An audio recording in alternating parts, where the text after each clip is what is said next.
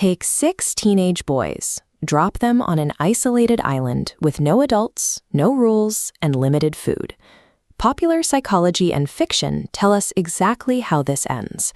We expect a rapid collapse of order, violent factions, and the swift victory of human savagery. We actually have a real-world test case to see if that theory holds up. In June 1965, here in the island nation of Tonga, 6 teenage boys between the ages of 13 and 16 were sitting in a highly restrictive Catholic boarding school. They were bored, restless, and looking for an escape. Desperate to break out of what felt like a prison, they hatched an impulsive plan. They decided to steal a 24-foot sailboat belonging to a local fisherman they disliked, untie it in the dead of night, and sail 800 kilometers across the open ocean to Fiji. The sheer recklessness of this idea is hard to overstate. Between the 6 of them, they brought 2 sacks of bananas, a few coconuts, and a small gas burner. They had 0 money. They didn't pack a map. They didn't have a compass. Most importantly, not a single one of them actually knew how to sail. They pushed the boat into the water, laughing and singing Tongan songs, thinking they were sailing toward freedom. Within hours, this naive teenage rebellion locked them into a deadly trap that would test the absolute limits of human endurance.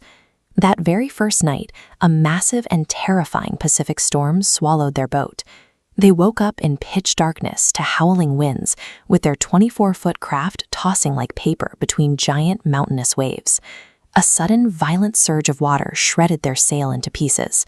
Before they could attempt to stabilize the craft, a second wave snapped the rudder completely off, washing it away. The teenagers were now trapped in a floating wooden box, entirely at the mercy of the ocean currents. For 8 brutal days, they drifted under a blistering sun. Their bananas disappeared immediately. To survive, they tried catching rainwater in empty coconut shells. When the hunger became unbearable, they managed to catch a few small fish, drinking the raw blood and eating the raw meat just to stay alive. Finally, on the 8th morning, they spotted land. It was Ata, a jagged volcanic island rising straight out of the ocean. To reach it, they had to abandon their battered boat, hurl themselves into the crashing surf, and swim through razor-sharp rocks, cutting their bodies to ribbons before collapsing on the shore. Back home in Tonga, the search had already been called off. The authorities assumed the boys had drowned in the storm. Their grieving families held funerals, weeping as they buried empty wooden coffins. The boys were now entirely alone, with no one to guide them and no one to stop them. Their survival depended entirely on whether they could maintain their bond and cooperate under pressure. After days of extreme thirst, the boys scaled the sheer volcanic cliffs with bare hands and discovered an unexpected oasis at the summit. Inside the volcanic crater lay the overgrown ruins of a 100-year-old settlement. The previous inhabitants were long gone, but they had left behind a lifeline: feral chickens, wild papayas, and taro root. Food and water were only part of the equation. To survive the freezing nights, they needed a fire. A boy named Kolo took 2 pieces of dry wood and rubbed them together. He worked for hours until the friction tore open his hands, bleeding onto the wood, until finally a tiny wisp of smoke caught the dry grass. They swore a pact that night to never let the flame go out. Take a look at this daily workflow chart. It shows the precise micro-civilization the teenagers engineered. They divided themselves into 3 strict rotating pairs.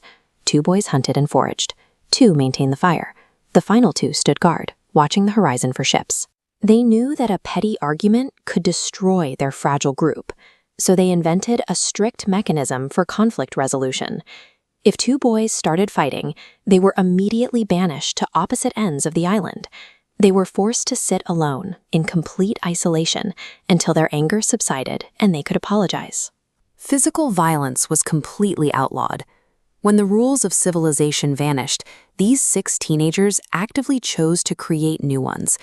Their strict adherence to daily chores and mandatory emotional regulation is exactly what kept them human in a completely wild environment.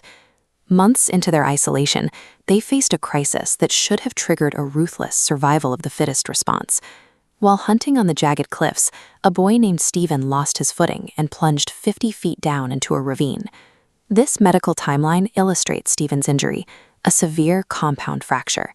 In a dirty jungle without antibiotics, an exposed bone introduces bacteria straight into the bloodstream. It leads to rapid infection, shock, and almost certain death, unless the leg is perfectly structurally immobilized. A desperate group of starving boys could easily view an injured, immobile member as dead weight. Instead, the group rallied around him. They used sticks and thick jungle vines to meticulously set and tie his broken bone. For months, they fed him, kept him stationary, and absorbed every single one of his daily chores. They also recognized the threat of depression. To keep their minds intact, they salvaged a piece of driftwood, half a coconut shell, and 6 steel wires pulled from their wrecked boat to build a makeshift bitar. And every night they sat around their fire, played music, and sang to keep their morale from collapsing. Stephen survived. The way these boys handled a massive medical emergency proved that their makeshift society operated on a foundation of radical empathy rather than ruthless pragmatism. Exactly 15 months later, on September 11, 1966, an Australian captain named Peter Warner was sailing past Atta. He knew the island was completely uninhabited. Then, through his binoculars, he spotted smoke rising from the volcanic peaks.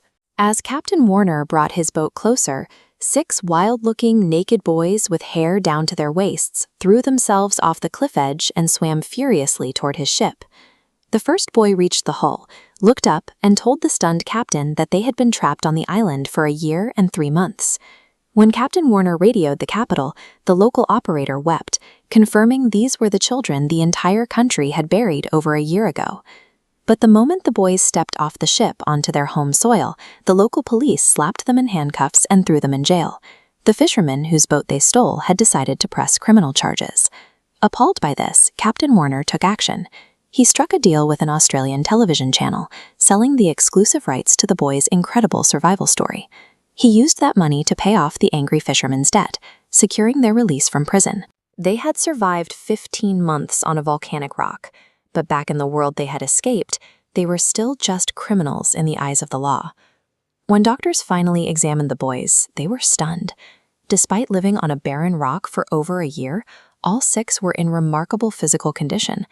Most incredibly, the compound fracture in Stephen's leg had healed perfectly straight, entirely due to the careful splinting his friends had done in the jungle. Captain Warner hired all 6 boys to work as the crew on his own ship, cementing a bond that would last for decades. For years, prominent psychologists have told us that under extreme pressure, humans revert to animals. The story of Atta provides hard, physical evidence to the contrary. When stripped of comfort, safety, and adult supervision, these 6 boys did not choose violence. They chose profound cooperation. They built a society driven by strict discipline, conflict resolution, and deep mutual care. If you found this story of resilience as compelling as we did, hit the subscribe button. Click the video on your screen right now to explore more historical accounts that examine the true nature of human behavior under pressure.